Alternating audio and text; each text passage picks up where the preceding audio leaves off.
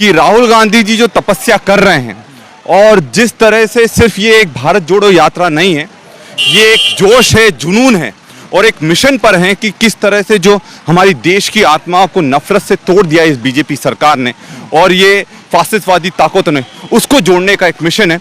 और युवा चाहते हैं कि राहुल जी को लाना है और इस देश को निश्चित तौर पर बचाना है। जबरदस्त जोश दिख रहा है क्योंकि जो मुख्य मुद्दे हैं, चाहे वो महंगाई का हो, बेरोजगारी का हो, भ्रष्टाचार का हो, इस भ्रष्टाचार से पूरी तरह से जो युवा है वो अपने आप को ठगा हुआ महसूस कर रहा है। ये बिगुल बज चुका है।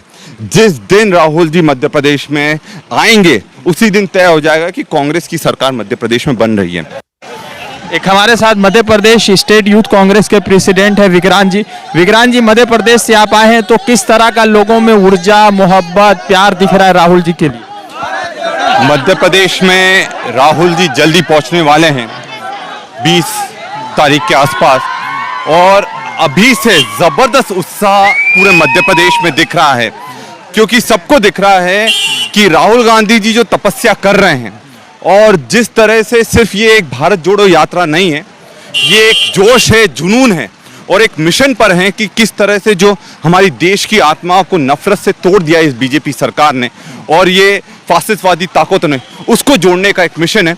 और कहीं ना कहीं ये दिख रहा है कि लोग जबरदस्त तादाद में आकर जुड़ रहे हैं और विशेषकर महिलाओं और युवाओं में एक जबरदस्त जोश दिख रहा है क्योंकि जो मुख्य मुद्दे हैं, चाहे वो महंगाई का हो, बेरोजगारी का हो, भ्रष्टाचार का हो, इस भ्रष्टाचार से पूरी तरह से जो युवा है वो अपने आप को ठगा हुआ महसूस कर रहा है और युवा चाहते हैं कि राहुल जी को लाना है और इस देश को निश्चित तौर पर बचाना है। अच्छा, मध्य प्रदेश में से आप आते हैं, वहाँ पे कांग्रेस की सरकार थी, कमलनाथ जी, फिर सिंधिया जी चले गए, सरकार बदल गई।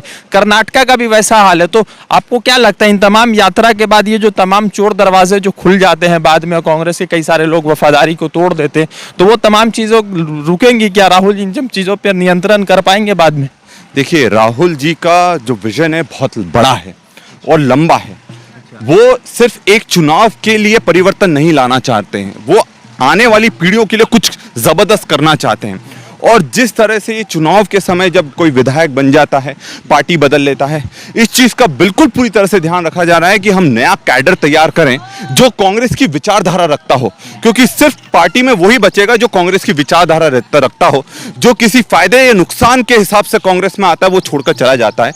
तो इस बार इस पर पूरा ध्यान भी रहेगा कि जो लोग पार्टी की प्रति पूरी तरह से समर्पित हैं और लड़ाई आगे तक लड़ने के लिए तैयार हैं, सिर्फ सत्ता के लिए पार्टी में नहीं आना चाहते हैं, देश को बचाने के लिए पार्टी में आना चाहते हैं, उन्हीं लोगों को पार्टी में आगे बढ़ाया जाएगा। और इसी तरीके से कांग्रेस पार्टी भी मजबूत होगी और कांग्रेस पार्टी मजबूत होगी तो ये देश मजबूत होगा। अच्छा, एक चीज बताएं कि मध्य प्रदेश में सरकार आपकी थी और फिर इलेक्शन है, लोग कह रहे हैं कि कमलनाथ जी चुके, उनको इंडियन नेशनल कांग्रेस के अध्यक्ष के लिए शायद कई सारे लोगों ने चुना था, मगर वो चुके, बाद में उन्होंने इनकार कर दिया। तो लगता है कि आप फिर से वापसी आपकी हो रही है मध्य प्रदेश में और मामा जी से लोग नाराज लग रहे हैं। तो क्या लग रहा है कि मध्य प्रदेश में जब यात्रा दाखिल होगी, इंटर करेगी, तो समर्थन जब मिलेगा तो सरकार का बदलना क्या निश्चित लग रहा है वहां पे?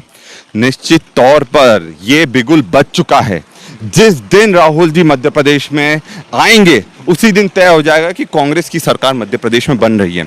मध्य प्रदेश में कमलनाथ जी सर्वमान्य नेता हैं और जिस तरह से जब कांग्रेस की 1.5 साल सरकार थी, वो ऐसा कोई भी वर्ग नहीं रहा, चाहे वो युवा हो, चाहे बेरोजगार हो, चाहे कमजोर तबके के लोग हैं, हर वर्ग के लिए उन्होंने जबरदस्त काम इन सिर्फ 1.5 साल में कर दिखाया।